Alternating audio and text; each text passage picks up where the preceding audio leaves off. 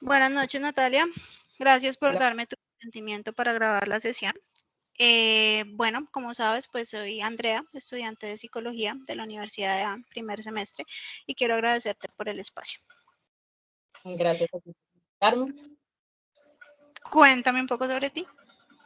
Bueno, mi nombre es Natalia, soy psicóloga, me gradué realmente hace ya 6 años larguitos de la Universidad Nacional y en este momento trabajo completamente dedicada a la red de psicólogas feministas de Colombia. Ok, qué interesante. Bueno, si gustas, entonces empezamos con la entrevista. Vale. Bueno, entonces la primera pregunta sería, ¿cuál es el enfoque psicológico que usas en tus terapias y por qué crees que es efectivo?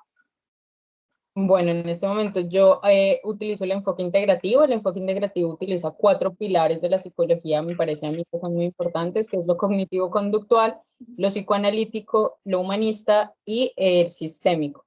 A partir de esas 4 enfoques, lo que a mí me parece, digamos, interesante y he visto a partir de la práctica es que los consultantes no tienen como solamente un área de su vida en la que quieran enfocarse, trabajar, desarrollar habilidades o mejorar lo que está sucediendo, sino que a partir de estas 4 áreas podemos acercarnos a la persona en general, pero también a lo que está sucediendo en la subjetividad de cada consultante que se acerca y a partir de ahí trabajar de una manera más cercana con su área de ajuste o desajuste, particularmente de ese momento. Ok, interesante. Y la siguiente pregunta sería, ¿cómo manejas una crisis de un paciente en medio de una terapia? Bueno, yo atiendo de manera virtual en este momento, completamente virtual. Entonces tengo como 2 maneras de abordar las crisis en caso de que se den. La primera es si yo considero que necesita acompañamiento físico, digamos presencial en ese momento. En el consentimiento y siempre en la primera sesión también pido un contacto de emergencia. Entonces me contacto con esa persona para que pueda dirigirse de manera presencial a prestar el apoyo que sea necesario.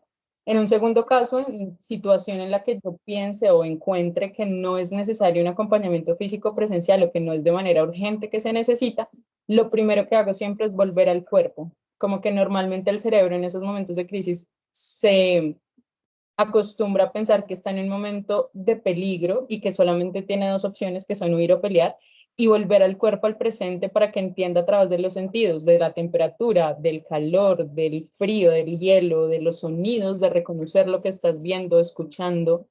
Ahí es reconocer el lugar como presente en el que estoy ubicada y que en realidad no hay un peligro como racional al cual yo tenga que hacer frente en este momento. Interesante. Bueno, y volviendo un poco también a la primera parte del enfoque que usas en tus terapias, ¿cómo evalúas tú el progreso de tus pacientes con la terapia?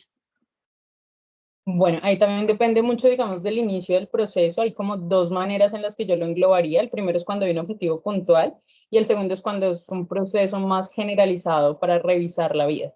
En el primero suelen ser como duelos, casos de crisis ansiosas muy puntuales o cosas de este estilo, rupturas amorosas.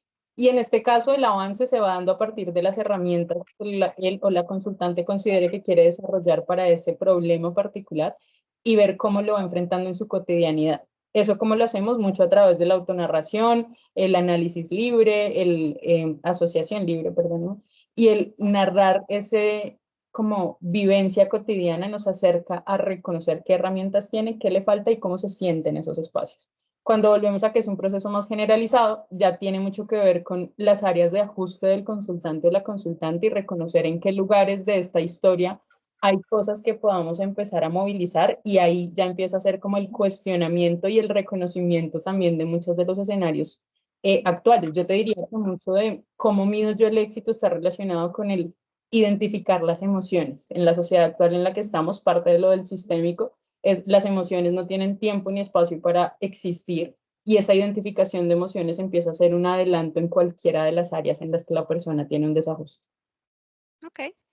Bueno, pues creo que esa era la entrevista. Te agradezco mucho por tus respuestas. No sé si quieras agregar algo antes de terminar. No, creo que eso sería todo. Muchas gracias por invitarme. Eso es Con mucho gusto, que estés muy bien. igual.